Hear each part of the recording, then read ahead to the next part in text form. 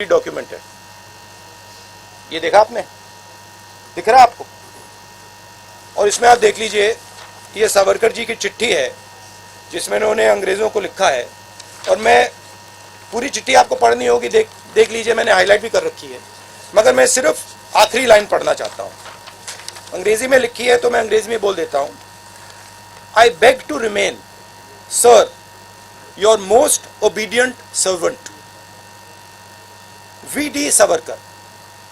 हिंदी में ट्रांसलेशन कर देता हूं, सर मैं आपका नौकर रहना चाहता हूं।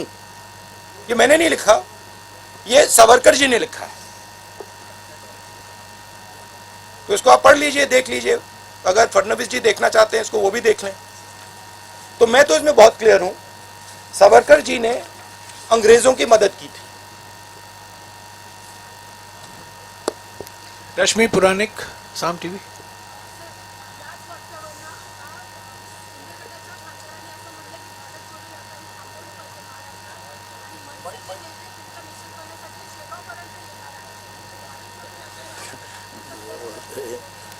यात्रा को रोकना चाहिए, सावरकर के बारे में ऐसा बोला है। तो वैसे गवर्नमेंट को इसमें लेकर लिखा किसने? सेवाड़े। मतलब रोकने, यात्रा को रोकने के लिए। रोक दीजिए, कोई प्रॉब्लम नहीं है, रोक दीजिए।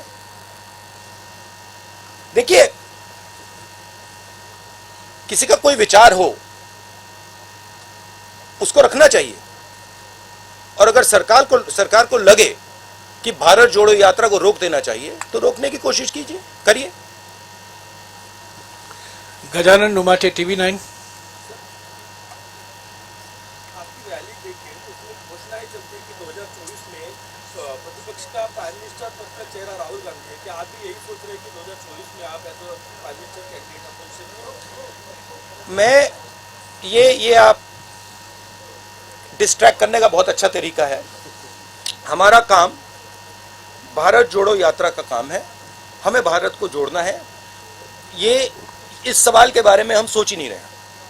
हम सिर्फ हम कन्याकुमारी से शुरू किए हैं, हम श्रीनगर तक जाएंगे और वहां पर हम तिरंगे को लहराएंगे।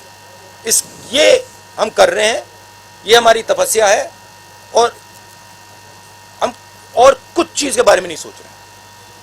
मुस्तान मिर्जा, आज तक। मेरा सवाल यह है कि हिमाचल प्रदेश में जब इलेक्शन हुए तो आपने 40 रैलीज की थी, और पिछली बार गुजरात में भी बहुत बड़ा कैंपेन आपने किया था, पर इस बार आपके इक्का दुक्का सिर्फ रैलीज है गुजरात में, तो ऐसा क्यों? क्योंकि जैसे मैंने अभी बोला, हमने सितंबर में भारत जोड़ो यात्रा शुरू की। हम इस यात्रा को श्रीनगर तक ले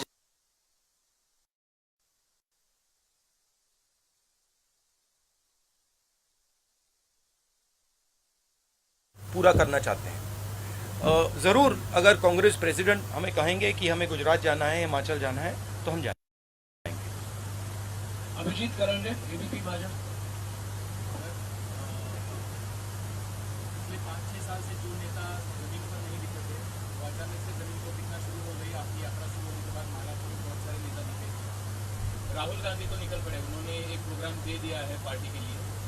या ये प्रोग्राम गांव देहात तक जाने के लिए, क्योंकि यात्रा तो कन्याकुमारी से कश्मीर जा रही है, बहुत सारे तबके तक नहीं जा रही है, तो क्या कांग्रेस का कोई प्लान है आगे वाला, जो ये यात्रा है हर आदमी तक, हर गांव तक, हर शहर तक, हर तबके तक, हर आदिवासी पाड़े तक, क्या और आपका विचार जो है, जो आप बोल रहे हैं, वो पहुंचे वहां तक?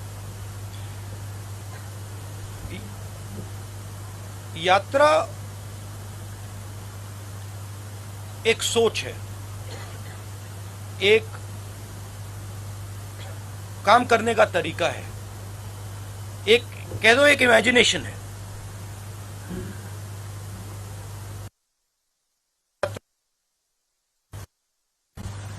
तो मुझे और हम सबको लगा था कि जो बीजेपी की अप्रोच है, नफरत से भरी, डरी हुई, हिंसा फैलाने वाली अप्रोच, उन्होंने हिंदुस्तान को एक इमेजिनेशन दिया है कि देखो ये रास्ता है, देश में नफरत फैलाओ, लोगों को डराओ, गरीबों को कुचलो, उन्होंने ये रास्ता दिया है। यात्रा की कोशिश है और ये यात्रा इसमें सफल हो गई है। यात्रा की कोशिश है कि देश को बताना कि देखिए सिर्फ ये तरीका नहीं है, एक और तरीका है। जयराम रमेश जी ने कहा कि हमने प्रेस से 6-7 बार बात की है। आपने अभी कहा कि बीजेपी के किसी नेता ने कहा कि यात्रा को रोक देना चाहिए। मैंने ये यहां तो नहीं कहा ना कि वो बिल्कुल गलत बोल रहा है, उसको चुप कीजिए, उसको मारिए, उसने कैसे बोला, नहीं। मैं कह रहा हूं देखिए वो उसकी राय है, अगर वो सोचता है उसको रखे, और अगर सरकार सोचती है कि इस यात्रा से देश को नुकसान हो रहा है तो रोक दो, कोई प्रॉब्लम नहीं है।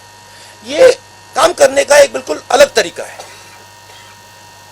प्यार का तरीका, भाईचारे का तरीका, रिस्पेक्ट का तरीका। तो ये दो हमने विजन दिखाए हैं। अब यात्रा जो हमने रखी है, जो हमने की है, इसमें से पॉलिसीज भी निकलती हैं। अगर वो कहते हैं कि भैया देखो किसान को कुचल दो, किसान को सही एमएसपी मत दो, किसान को बीमा का पैसा नहीं मिलना चाहता, तो इस यात्रा के इमेजिनेशन से एक और तरीका निकलता है। किसान की बात सुनो, किसान से गले लगो, किसान की इज्जत करो। तो इससे पॉलिसीज भी निकलती हैं, इससे एक्शंस भी निकलते हैं। अब कांग्रेस के सब लोगों को लग रहा है हाँ भैया चलने में फायदा है, राजनीतिक फायदा है, लोगों से बातचीत होती है, सीखने को मिलता है, प्यार मिलता है, वजन भी कम हो जाता है। तो अलग अलग फायदे हैं, अलग अलग जो भी चाहता है वो फायदा ले सकता है। मगर मेन मैं बात यह कहना चाहता हूं, ये दो अलग इमेजिनेशंस हैं। एक मैंने यहां पे आपको सावरकर जी की चिट्ठी दिखाई, एक वो इमेजिनेशन है, और एक आपने पहले गांधी जी की बात की, वो दूसरा इमेजिनेशन है। तो ये देश में इन दो इमेजिनेशंस की लड़ाई है। लेकिन सावरकर जैसे नहीं, no supplementary please, Savarkar no supplementary please, no supplementary. Ravindra Ambedkar जब आता है तो नो विपक्ष में प्लीज फूट भी पड़ जाती है। सुनिए प्लीज, नो सप्लीमेंट्री। जरा बोलिए। देखिए आप एक बात समझिए, ये मेरी राय है, ये मेरी राय है कि जब सावरकर जी ने ये चिट्ठी साइन की, गांधी जी, नेहरू जी, पटेल जी, ये सब सालों जेल में रहे, कोई चिट्ठी साइन नहीं की। मेरी थिंकिंग है कि जब सावरकर जी ने इस कागज पे साइन किया, उसका कारण क्या था? उसका कारण डर था।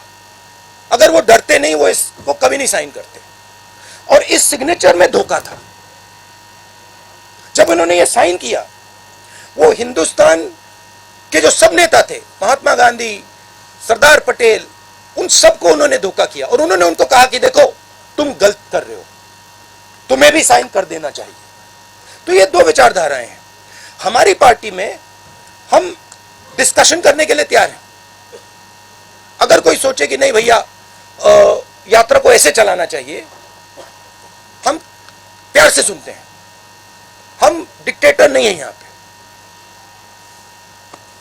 मैं फिर से आपसे गुजारिश करूंगा, सप्लीमेंट्री मत पूछिए क्योंकि और लोगों का टाइम घटेगा। Marathi news digital news channel, Ravindra Ambedkar ji. आप जिस विचारधारा का विरोध करते हैं, चुनाव आते ही आपके सारे विधायक उस विचारधारा की पार्टी में ज्वाइन हो जाते हैं। क्या आपकी इस भारत जोड़ो से इस समस्या का हल निकलेगा? और दूसरा है भारत जोड़ो में क्या एक सवाल रविंद्र प्लीज, एक सवाल आपने पूछ लिया, नया यूपीए उसका जवाब देने दीजिए। एक सवाल अभी मेरे साथ एक शिवसेना के एमएलए चल रहे थे, वो कह रहे थे 50 करोड़ रुपए उनको ऑफर किया था, वो नहीं गए, बहुत सारे और गए। तो देखिए एक प्रकार से ऑपोजिशन की सफाई भी हो रही है। जो भी करप्ट लोग हैं, जो 10 करोड़ के लिए, 15 करोड़ के लिए, 50 करोड़ के लिए बिक जाते हैं, वो बीजेपी जा रहे हैं। अच्छी बात है। हिंदुस्तान में साफ सुथरे लोगों की कमी तो नहीं है,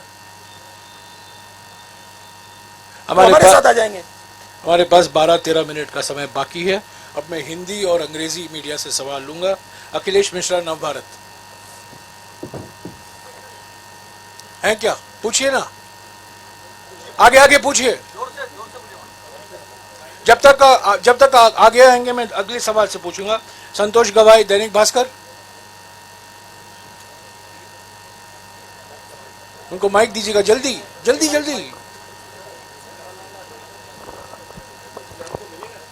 ये मैं आपको गिफ्ट दे देता हूँ और आप सबको कॉपी चाहिए तो सबको दिलवा देता हूँ। संतोष गवाई, दैनिक भास्कर, प्लीज। आपण एक ये मोहन भगवत जी को भी भिजवा दीजिए। माइक नहीं है क्या? आपण जिथे थांबलो तो आहोत जल्दी दीजिए। हाँ, दैनिक भास्कर, हाँ? पूछिए, दैनिक भास्कर। सही बात है ना, देखिए सच्चाई है। राहुल जी, राहुल जी सवाल लिखिए। राहुल जी, आपण जिथे थांबलो एक आहोत, minute, I am coming back to you, I am या कमिंग बैक। विदर्भामध्ये शेतकऱ्यांच्या आत्महत्या प्रचंड होतात. हे 6 जिल्हे शेतकऱ्यांच्या आत्महत्येसाठी हे होते. आता पूर्ण देशभर शेतकऱ्यांच्या आत्महत्या होतात. तर त्यासाठी आपल्याकडे काही आपल्या डोक्यात काही प्लॅन आहे का शेतकरी आत्महत्या थांबवण्यासाठी? मैंने हिंदी अखबार से सवाल पूछा इस उम्मीद के साथ कि आप हिंदी में पूछेंगे और आप मराठी में पूछिए, कोई बात नहीं, मराठी अखबारों के लोग हिंदी में पूछते हैं। ठीक है, पटोले जी अनुवाद कर रहे हैं। आपने विदर्भा बोला तो मैं विदर्भ के बारे में थोड़ा सा बोलना चाहता हूँ। जब हम विदर्भ के बाउंड्री पे थे